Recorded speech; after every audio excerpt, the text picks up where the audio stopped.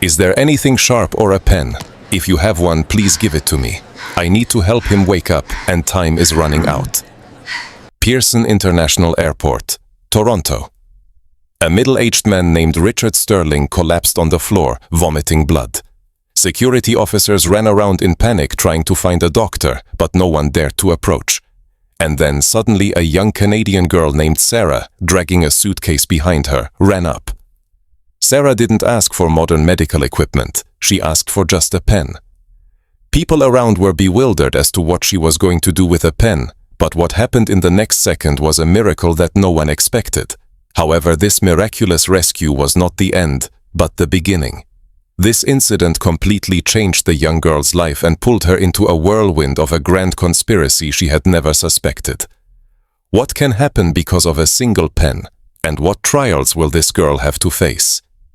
Now I will tell you this incredible but true story. First of all, if you like this video, please subscribe, like, and write in the comments how you are watching this video. I am also interested to know your story. No one could imagine that a single pen is capable of changing a human life so drastically. Sarah hugged her grandmother for the last time at the Halifax Stanfield International Airport. Her grandmother's wrinkled hands tightly squeezed Sarah's shoulders and she said, "Sarah dear, Vancouver is a place busier than we think. No matter how smart you are, they don't always give chances to folks from the Maritimes." But Sarah just shook her head with a bright smile because in her imagination, pictures of her dream were already being drawn. A picture where she is in a white coat saving patients' lives in the operating room. A picture where she develops new technologies together with a team of world-class doctors. "Nana, don't worry, I will definitely return with success." But although Sarah graduated from high school with honors, in reality, no one around knew about her true dream. They saw in her only a diligent student. Sarah herself never revealed her deep feelings. Passing through the passenger gate, she touched the pencil case in her bag. This pen had been with her since childhood. While other children played with toys, Sarah spent time drawing or writing something down with a pen. An ordinary, unremarkable pen, but for Sarah it was a reliable friend and advisor. After a long 6-hour flight across the country, Sarah arrived at Vancouver International Airport. Standing in a long line for domestic arrival checks, Sarah looked around. People spoke in different languages, airport staff bustled about, and other passengers looked just as excited and a little confused as she was herself. Finally, Sarah walked through the concourse. She had come to study at the University of British Columbia's Faculty of Medicine. Her dream was to become an outstanding surgeon. She took a deep breath of the Pacific air. Now she had truly stepped onto the soil of her new life. Sarah's heart was full of expectations.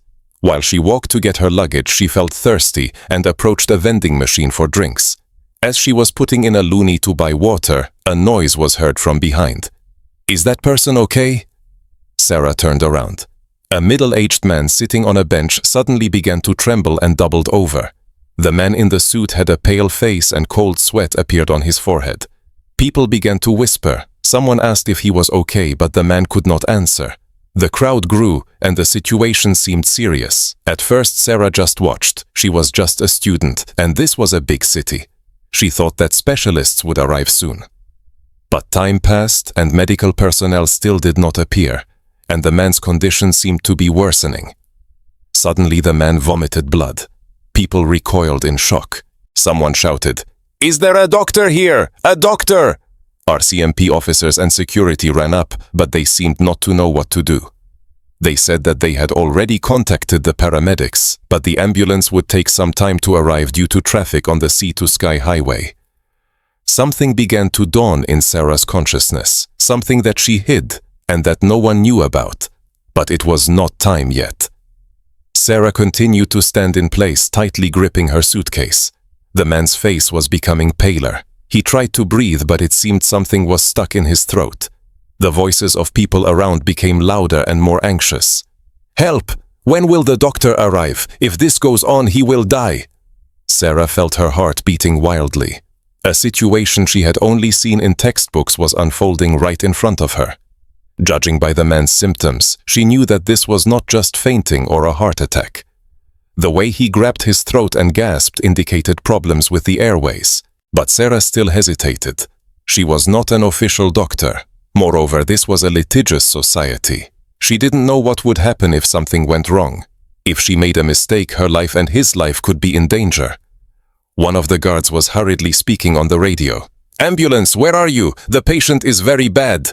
The voice from the radio answered that they would need another 10 minutes. 10 minutes. In such a situation, 10 minutes is too long. Suddenly, the man grabbed his throat and began to twitch violently. His face became dark purple, no longer blue. Sarah realized that she could not delay any longer. All the knowledge and experience she had hidden began to work. The theory she had learned by reading medical textbooks since childhood, the advanced biology she studied in school, and everything she saw by secretly watching videos of surgeries. Sarah put down her suitcase and walked toward the man. People around looked at Sarah with surprise. A young girl from the East Coast who suddenly stepped forward looked strange. "Wait, miss, it's dangerous. Step back." One of the guards tried to stop her, but Sarah said in a firm voice, "He has a blockage of the airways. If we do not provide first aid immediately, it will be very dangerous." The guard looked at Sarah with bewilderment. He could not believe that such a young girl could make a medical diagnosis. "Are you a doctor?" "No, but I know what is happening. This man has a blockage of the airways. Oxygen is not getting to the brain." Sarah's voice was full of confidence. What she knew only in theory, she now had to apply in practice. The man's condition was worsening. He seemed to have lost consciousness, and his breathing was almost inaudible. Sarah could no longer hesitate. If nothing is done now, he could die. Sarah opened her bag. She took out her pencil case and chose one of the sharpest pens. People around did not understand what Sarah was going to do. "Miss, what are you doing? Why do you need a pen?" But Sarah had already made a decision. She looked at the man's neck to find the exact spot, the gap between the thyroid and cricoid cartilages. Sarah's hands were surprisingly steady. This was the moment when it was necessary to perform an emergency procedure to open the airways, which she knew only in theory. But now she was going to do it for the first time in her life. But she did not feel fear. Everything seemed extremely clear. "Everyone step back. I need space." Hearing Sarah's firm voice, people slowly retreated. The guard also felt the seriousness of the situation and allowed Sarah to do what she wanted. Sarah accurately found the spot on the man's neck and began to make a small hole with the pen. This was a process she had seen countless times in theory, but was doing for the first time in practice.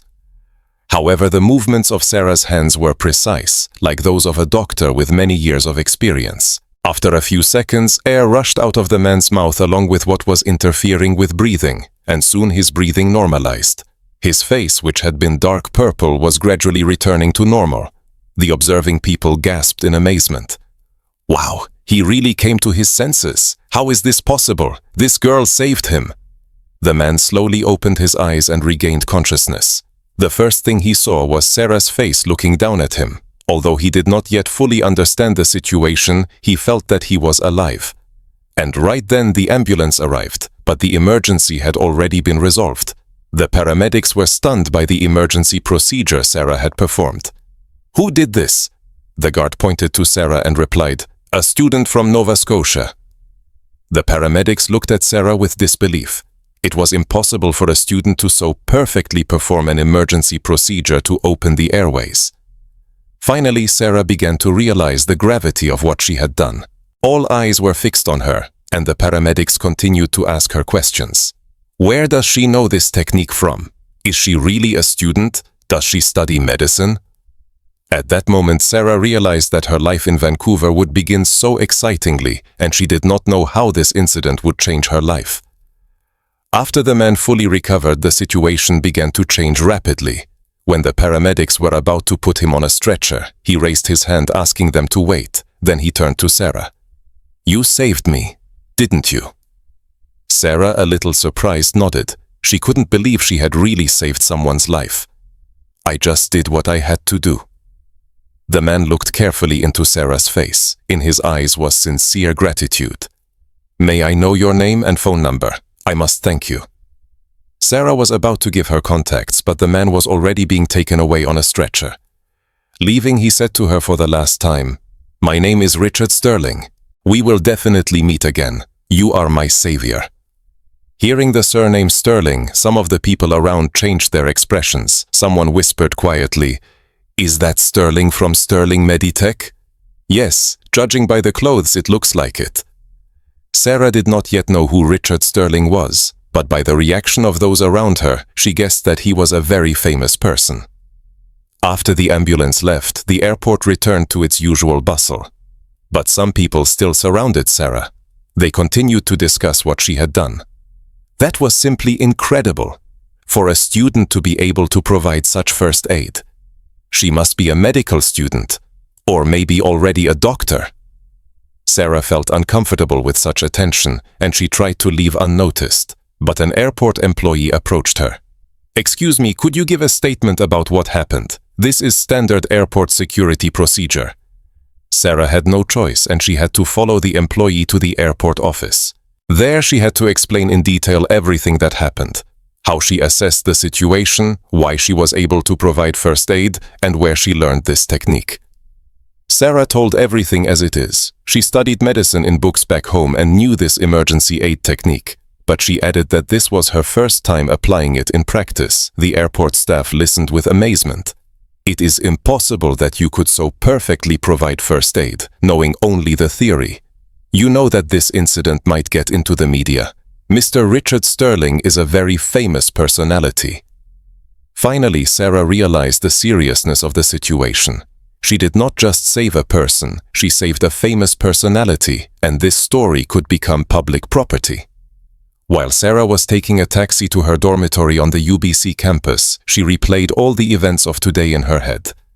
She could not imagine that her first day in Western Canada would be like this. And it was amazing that she, without realizing it herself, revealed her hidden abilities. Unpacking her suitcase in the dormitory, Sarah was in turmoil. She felt joy, pride, and at the same time a slight anxiety. She could not predict what awaited her in the future. That night Sarah called her grandmother. Due to the time difference in Halifax, it was already very late, but her grandmother answered. "Nana, I arrived safely. Thank God. Are you all right?" Sarah hesitated for a moment. Should she tell her grandmother about today's incident? She thought that her grandmother would worry, but in the end decided to tell the truth. Actually, something special happened at the airport. When Sarah described what happened in detail, her grandmother fell silent for a while. Then she asked in a worried voice, "Are you really okay? Will there be any problems?" "Don't worry, Nana. This is even good. I learned that I can help people." Hanging up the phone, Sarah looked out the window. The lights of the unfamiliar city of Vancouver shimmered against the mountains. Tomorrow classes would officially begin at her university. But the next morning, Sarah's phone did not stop ringing. All calls were from unknown numbers. When she picked up the phone again, it turned out to be a journalist. "Hello, I am Johnson from CBC News. I would like to interview you about yesterday's incident at the airport." Sarah was surprised. Had her story already reached the media? "Sorry, I have nothing to say. I just did what I had to do." But the journalist did not give up. "Mr. Richard Sterling contacted us himself. He said that you saved his life and he wants your story to be known to the public." At that moment, Sarah realized that the matter might turn out to be more serious than she thought. If Richard Sterling is really an influential person, her story could spread very widely. "Give me a little time. I need to think." But hanging up the phone, Sarah searched for information about Richard Sterling on the internet. The search results shocked her. Sterling Meditech was one of the largest medical equipment companies in North America, and Richard Sterling was its CEO. Finally, Sarah understood whose life she had saved and how this incident would affect her future. That same day, when Sarah was at an orientation meeting at the university, a man in a suit approached her. He introduced himself as Richard Sterling's personal secretary. "Mr. Sterling invites you to dinner. He wants to thank you personally." Sarah hesitated. It was a sudden invitation, and she still felt awkward in this situation. She wanted to politely refuse. "I just did what I had to do." But the personal secretary did not retreat. "Mr. Sterling has a special offer for you. It concerns your future." These words made Sarah's heart flutter. Concerns her future. What does that mean? In the end, Sarah decided to accept the invitation. She was curious, and she wanted to know what Richard Sterling wanted to talk to her about. In the evening, Sarah met with Richard Sterling at one of the luxurious restaurants in downtown Vancouver. He looked much better, and seeing Sarah, he smiled warmly. "Glad to see you again. Thanks to you, I can sit here." Sarah modestly replied, "You exaggerate. I just did what I was taught." Richard seemed to like Sarah's modesty even more. "It is precisely people like you who are true medical professionals. Despite your young age, you have a huge desire to save lives." Then he moved on to the main point. "Actually, I have a proposal that I would like you to consider. Would you like to join a special project that we are working on right now?" Richard Sterling's proposal was more detailed and interesting than Sarah could have imagined. He wanted her to join a project for the development of advanced medical technologies at Sterling Meditech. Not just as an intern, but as a core member of the research group. Sarah initially could not believe it. She was just a student, but participation in an important project of the largest medical equipment company in North America, was this real? But Richard was sincere. He said he was impressed by her ability to make decisions and act at the airport, as well as her attitude towards human life. The project was related to the development of a next-generation emergency medical assistance system.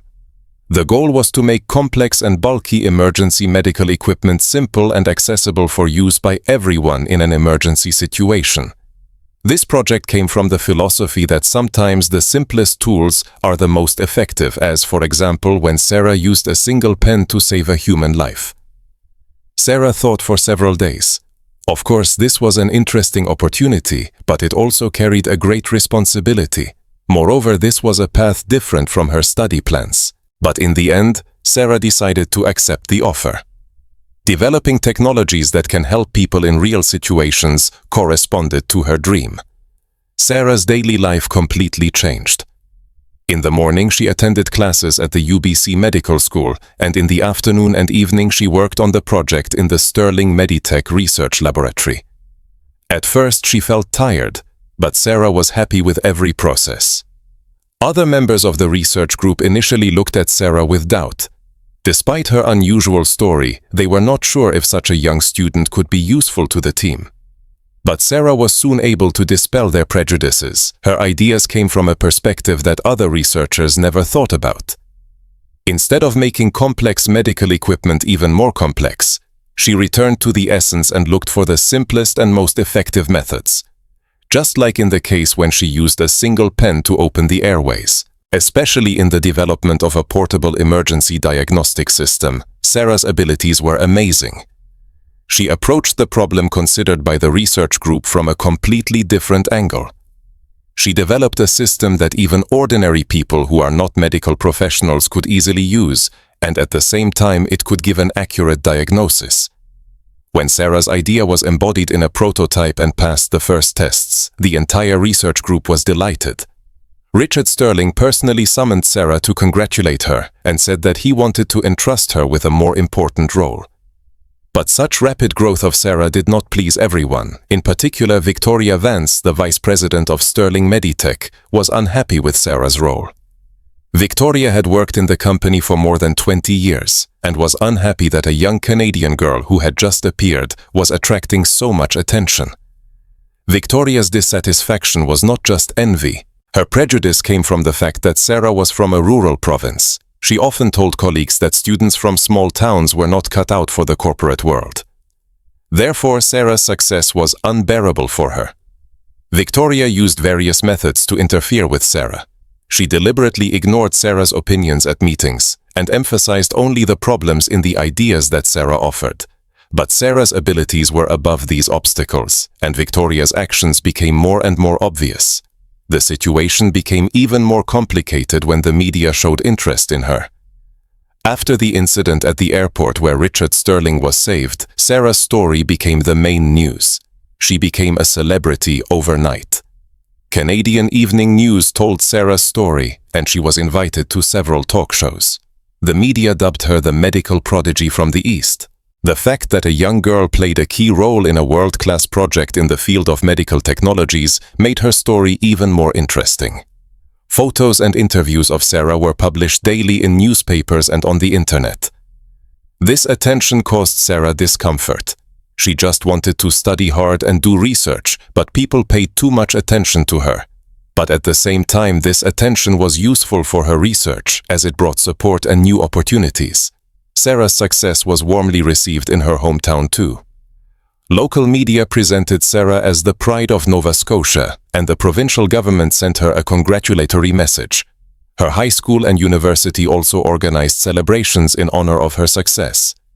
But behind this attention and victories lurked a danger that Sarah did not suspect. Victoria Vance's envy and prejudice began to manifest in more concrete actions. She tried to find a way to get rid of Sarah. Victoria began to closely monitor Sarah's research process.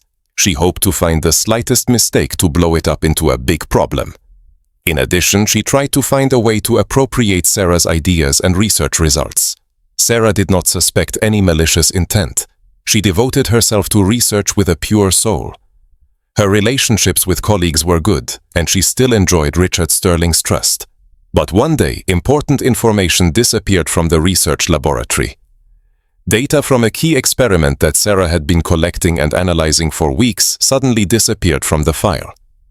At first, they thought it was just a system error, but when trying to recover the data, they found nothing. What is worse, a suspicion arose that the data could have been leaked to the network. News appeared that a competitor announced the results of a similar study.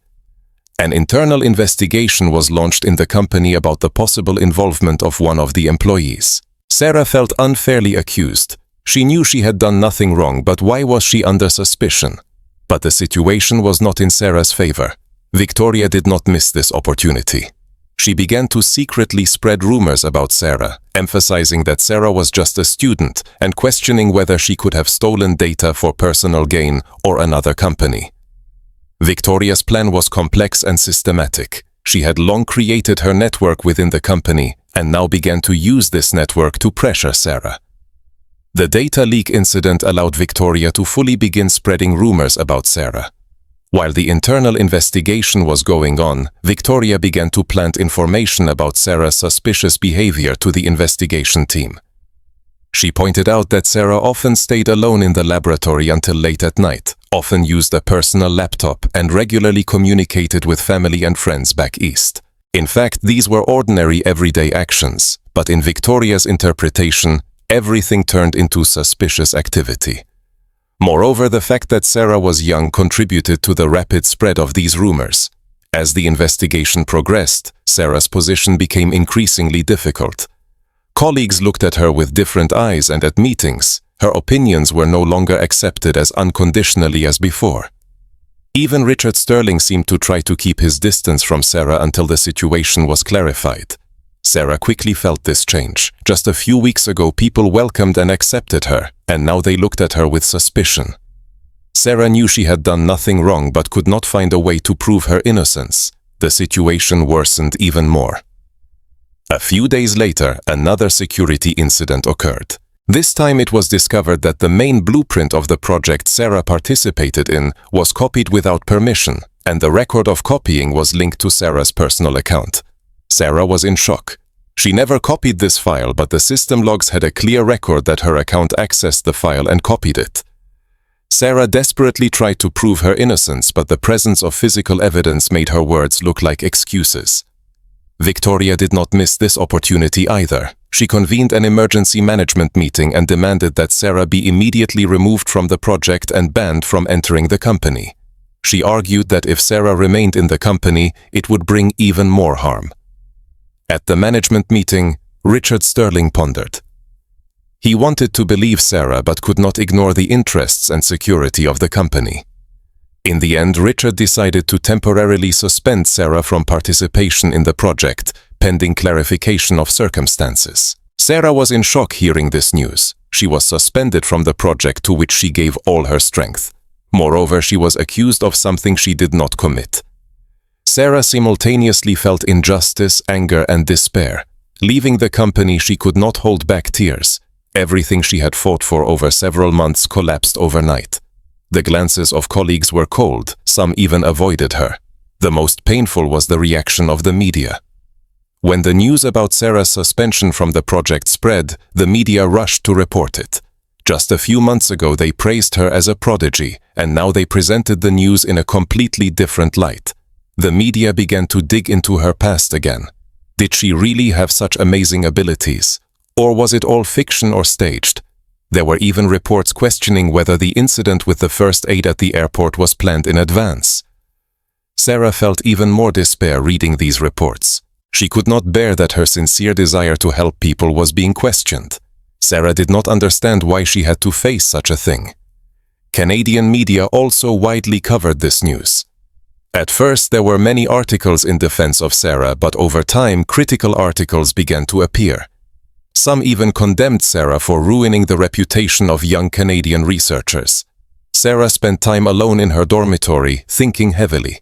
The goal with which she came to Vancouver to study and do research seemed to have lost all meaning. At the university, everyone's attitude also changed. Even some professors seemed to be cautious in communicating with Sarah. Sarah almost did not leave the room for several days. She thought about calling her grandmother, but did not know how to explain this situation. The thought of how her grandmother would worry and be disappointed depressed her even more. But one night, a week later, there was a knock on the door of Sarah's room. It was late and she wondered who it could be, but could not help worrying that it was journalists or someone else. But the voice coming from behind the door was the voice of a young man who called Sarah by name and said that he had something important. Sarah was cautious, but she was curious, and she slowly opened the door. Liam Sterling stood before the door. He was Richard Sterling's son and was considered his successor. Sarah had seen Liam several times in the company but never spoke to him personally. Liam's face looked serious. He asked Sarah if he could come in and talk, and Sarah, with bewilderment, let him in. Liam looked around the room and then sat opposite Sarah. The story Liam told was shocking. Richard Sterling's health was deteriorating again. Although it seemed that he had fully recovered after Sarah's emergency help several months ago, recently alarming symptoms had appeared again. What was even more shocking was that leading doctors in Canada could not make an accurate diagnosis for Richard. He went to several hospitals for examination, but the cause was not found, and effective treatment could not be prescribed. Richard's condition was deteriorating every day. Liam came to beg Sarah to help his father again. He said that in a situation where other doctors gave up, Sarah was his only hope. He believed that Sarah's amazing ability to make decisions and act at the airport could help his father again. Sarah experienced complex feelings listening to Liam's story. One part of her soul wanted to help Richard, but the other had to think about her current situation. Was it wise to contact the Sterling family again when she had just been fired from the company? She was not sure. But seeing the pleading expression on Liam's face, Sarah's heart began to soften. A human life is more important than anything else. The reason Sarah studied medicine and wanted to become a doctor lay precisely in such moments. Liam asked Sarah to give him time to think and give an answer within one day. At the same time, he gave her Richard's detailed medical record so that she could make a decision. After Liam left, Sarah began to carefully study the medical record provided by him. Seeing the symptoms of Richard, she began to be convinced that there was a certain pattern different from ordinary diseases. She felt that other doctors might have missed some important point. Sarah spent the whole night analyzing these data. She searched in medical textbooks and compared with similar cases. And in the process, she felt again how much she loves medicine. Sarah became more and more convinced of the correctness of her analysis, studying Richard Sterling's medical record. She was sure that there was an important clue that other doctors had missed. Richard's symptoms were not just a recurrence of an old disease, but a main problem that had not been solved from the very beginning. Sarah paid special attention to Richard's respiratory symptoms. Although after providing emergency aid he seemed to recover, recently similar symptoms began to manifest again. But this time, instead of an acute attack, it was a chronic condition that developed gradually. Most doctors would probably focus on diagnosing common heart or lung diseases, but Sarah thought there might be some hidden structural problem. The intuition she felt when providing first aid returned again. Sarah summarized the results of her analysis and contacted Liam. She reported that if she was allowed to examine Richard personally, she could make a more accurate diagnosis. Liam immediately accepted Sarah's offer and appointed a place and time. The next day in the afternoon, Sarah went with Liam to Richard's private mansion in West Vancouver. The fact that Richard was being treated at home and not in a hospital indicated the seriousness of the situation, perhaps because the hospital could not give a clear answer. The Sterling family mansion was bigger than Sarah could imagine, but the atmosphere in the house was tense. Worry and anxiety were read on the faces of family members and staff. Sarah felt the huge expectations that everyone placed on her. Richard lay in bed in the bedroom. Compared to their last meeting, he looked noticeably weaker. His face was pale and breathing seemed difficult. But seeing Sarah, he smiled weakly and expressed his joy. Sarah began to carefully examine Richard. She palpated the neck and chest area, listened to his breathing, and conducted simple tests for nerve reflexes. As the examination progressed, she became more and more convinced of the correctness of her guess. Sarah's diagnosis was radically different from the diagnoses of other doctors. Richard's problem was not in the heart or lungs, but in a minor injury to the neck structure. She assumed that the pressure during the first emergency aid might have damaged the surrounding tissues, and these problems gradually worsened over time. Such damage might not be detected during a routine examination, especially when symptoms began to appear slowly after the acute period, which allowed it to be easily mistaken for another disease. But Sarah was the one who provided first aid. She remembered exactly the situation at that moment, which allowed her to predict such a possibility. The problem was that treating such an injury was very difficult. The operation was associated with a high risk due to the proximity to blood vessels and important structures, and conservative treatment had its limitations. But Sarah did not give up. She believed that there must be a solution. Sarah spent several days in intensive research. She read the latest medical articles and analyzed similar cases. And finally, she found one possibility. She believed that using a recently developed minimally invasive surgical technique could solve Richard's problem. But there was a big problem. Sarah was not yet a licensed doctor. Although she found the ideal method of treatment in theory, she had no right to perform the operation. Moreover, given Sarah's current situation, finding a licensed doctor for joint work could be difficult. Liam understood Sarah's concern, but he did not give up. His father's life depended on it, and he believed that Sarah was the only answer. Liam promised that he would settle the legal issues himself. His plan was amazing. In the basement of the Sterling family mansion was a fully equipped medical laboratory. Since Richard often had health problems, this room was created with equipment not inferior to a regular hospital.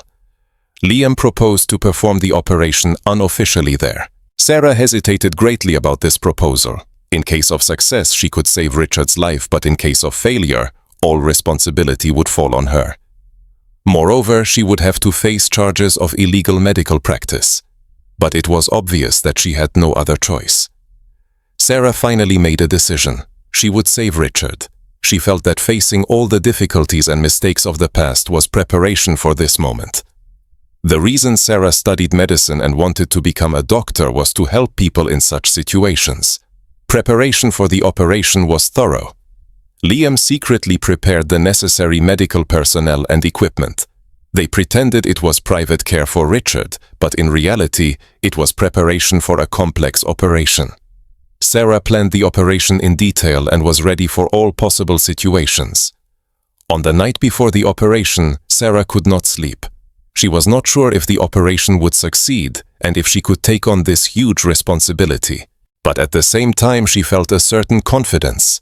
The same confidence she felt when she first saved Richard at the airport.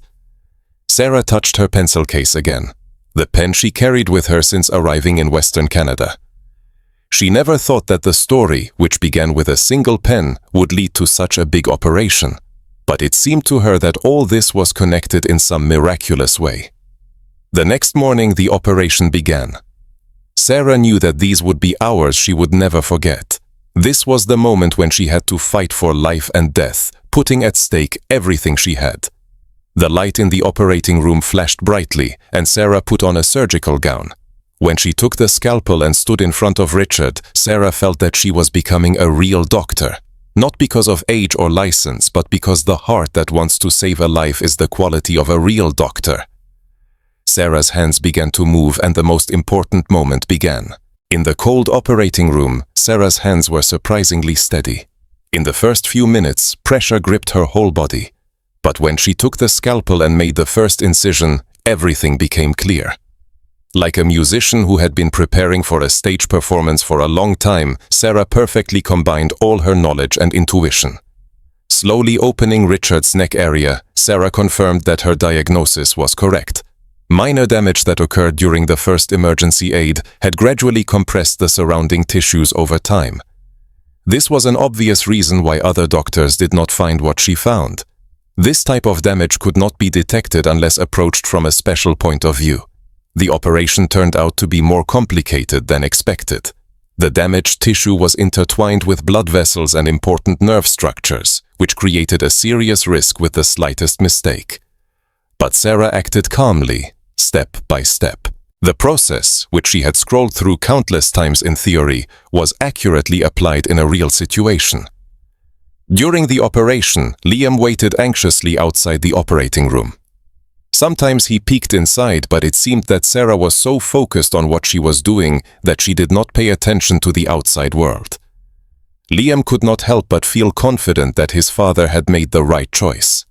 The most important moment of the operation arrived. This was the stage at which it was necessary to remove the damaged tissue and restore the structure.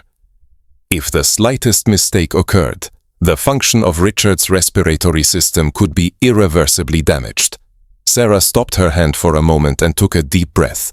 In this moment, all the moments of her life flashed before her mind's eye. From childhood, when she began to be interested in medicine, the days when she studied hard at school, the day she first saved Richard at the airport, and the weeks of despair she had to endure a few weeks ago. She felt that all this was preparation for this moment. Sarah took the scalpel again. This time her hand was full of confidence, as if she knew exactly what to do. The movements of her hand were precise and delicate. The assisting nurse was amazed by Sarah's abilities. After a few hours, the operation was completed. Sarah only now realized that she was covered in sweat. These were hours that required extreme mental and physical concentration.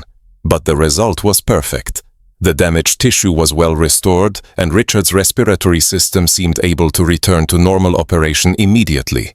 Immediately after the operation, Richard was still under the influence of anesthesia, but all his vital signs were stable and his breathing looked noticeably easier. Sarah was sure that the operation was successful. A few hours later, Richard began to regain consciousness. The first thing he felt was the ease of breathing. The feeling of discomfort and inconvenience that had tormented him for several months had disappeared. Richard slowly opened his eyes and looked around. Sarah sat next to him, watching his condition. When Richard fully regained consciousness, Sarah conducted several simple tests. The reaction of the nerves, the function of the respiratory system, and his voice. Everything was normal. Richard looked at Sarah with an expression full of gratitude. Words could not describe his feelings. This was the second time Sarah had saved his life, and this time in a situation where other doctors had given up. Liam could not hold back tears seeing his father recovering. For several months he suffered from anxiety that he would lose his father. Now he could throw off this heavy burden, and his sense of gratitude and respect for Sarah only grew. But the success of this operation did not solve all problems. Sarah's legal status remained uncertain, and the consequences of the unofficially performed operation still had to be overcome. Richard and Liam had to think carefully about how to solve these problems. A few days later, after Richard had fully recovered, the situation began to change rapidly. Richard began to conduct a thorough investigation into all the events that had occurred. He wanted to know the truth about everything, from the data leak incident to the process resulting in Sarah being suspended from work. The results of the investigation were shocking. Victoria Vance had developed a complex plan to get rid of Sarah. Much evidence was found that the data leak and security breach incidents were rigged by Victoria. She hacked Sarah's account and created fake evidence. What was even more shocking was that her motive was not just envy. She had a plan to appropriate Sarah's advanced ideas and research results. Victoria intended to remove Sarah from the company and then announced the research results in her own name. Richard was furious when he found out about this. Slandering the person who saved his life was unforgivable. Moreover, her attempt to use the company's key technologies for personal gain was an even more serious problem. Richard immediately decided to fire Victoria and sue her. At the same time, Richard began to act to restore Sarah's reputation. He wanted to reveal the truth to the media and show everyone what a talented specialist Sarah was. In particular, the success of this operation would become the most convincing proof of Sarah's abilities. But there was one problem. Sarah's unauthorized operation could entail even more serious legal problems. Richard and Liam had to think carefully about how to solve this problem. In the end, they chose a way that would allow Sarah to obtain an official medical license. Using Richard's influence, they would create an opportunity for Sarah to obtain a medical license through a special channel. Sarah experienced complex feelings hearing this news. Of course, becoming a doctor was her dream, but she was not sure if it was right to receive such privileges. She wanted to be recognized for her own abilities. But Richard tried to convince her that this was not a privilege, but a recognition of her true abilities. He explained that the abilities and achievements Sarah demonstrated had already been proven, and only formal procedures were missing. Moreover, he emphasized that the medical community would lose such a talented specialist as Sarah if she was not given a chance. Sarah thought for several days. Richard and Liam's offer was very tempting, but something in it contradicted her values. Sarah wanted to be recognized for her abilities, not for special help. But then came amazing news. The Medical Council of Canada and relevant US authorities reviewed Sarah's story and decided to grant her a special status as a practicing physician. This was not the result of Richard's influence, but an official decision recognizing Sarah's medical skills and achievements. Moreover, Sarah's story became interesting to the whole world. Although at first she was suspected and criticized, when the truth was revealed, she attracted even more attention and respect. Especially among medical students, Sarah became a role model. Several leading universities such as the University of Toronto, McGill University, and Johns Hopkins offered her full scholarships. All this was the result of a high assessment of Sarah's abilities and potential. The fact that such prestigious universities made her offers showed that Sarah had become a recognized specialist at the international level. The reaction of the media also changed radically. Just a few weeks ago, they doubted and criticized Sarah, and now they published enthusiastic articles about her. But Sarah was confused by such rapid changes. It was bitter to see how easily people's assessment can change. Victoria Vance, in the end, was fired from Sterling Meditech. When the whole truth was revealed, her intrigues and setups shocked the company. Everyone was amazed that a leader who was trusted for so long could commit such a thing. What is worse, Victoria's actions affected other company projects as well. Many studies in which she participated were questioned in their reliability, and some projects had to be reviewed anew. Sterling Meditech decided to completely rebuild its internal system after this incident. At the same time, Sarah's story became the main news in Eastern Canada too. At first, there was concern and anxiety. But when the truth was revealed and Sarah achieved success, the atmosphere changed to the pride of the entire province. The government released a statement in which it congratulated Sarah on her success and announced plans to further support such talented specialists. Sarah's grandmother even burst into tears when she saw the news about her granddaughter on TV.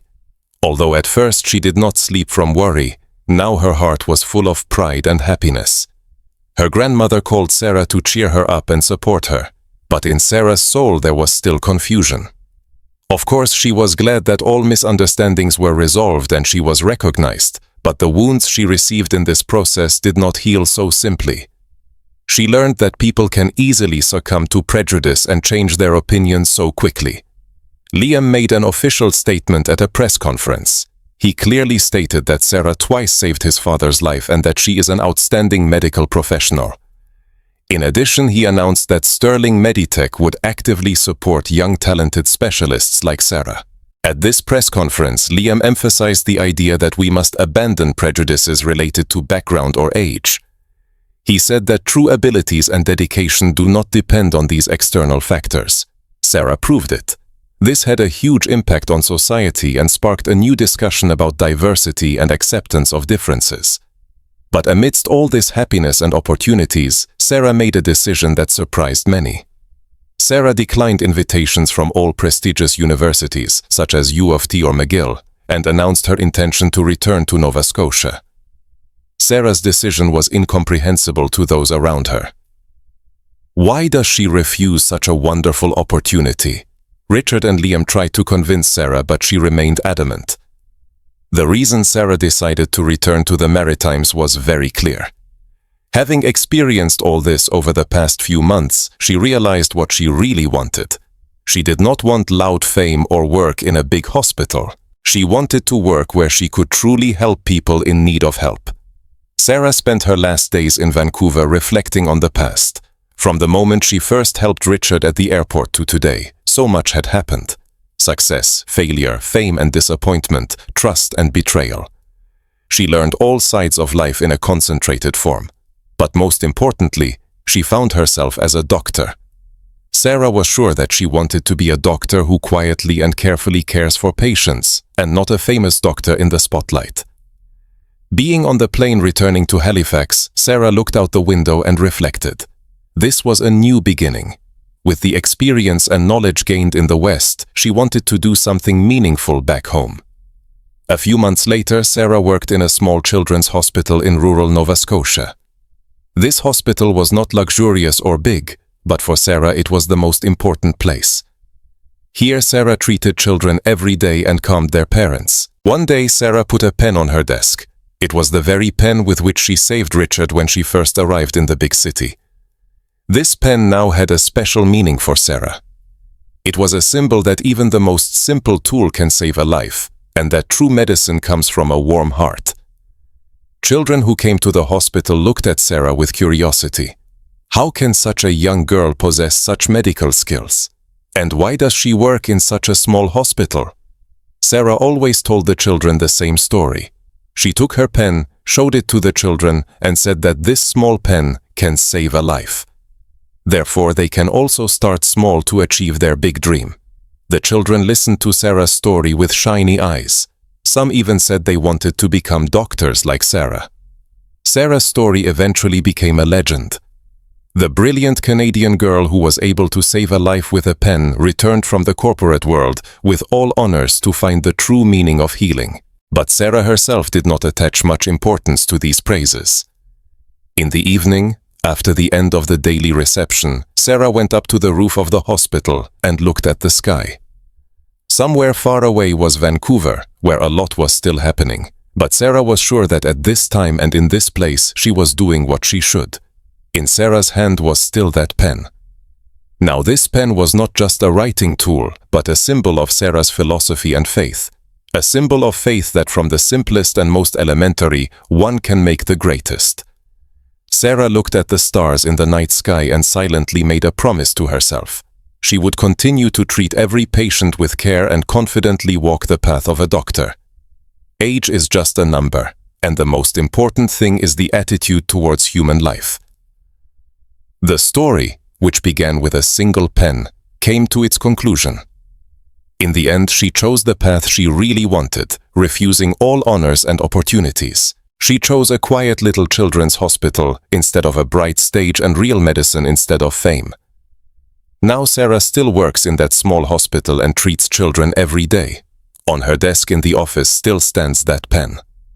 As a symbol of faith that the simplest tool can save a life, and the philosophy that true medicine comes from a warm heart. Sarah's story left us an important lesson.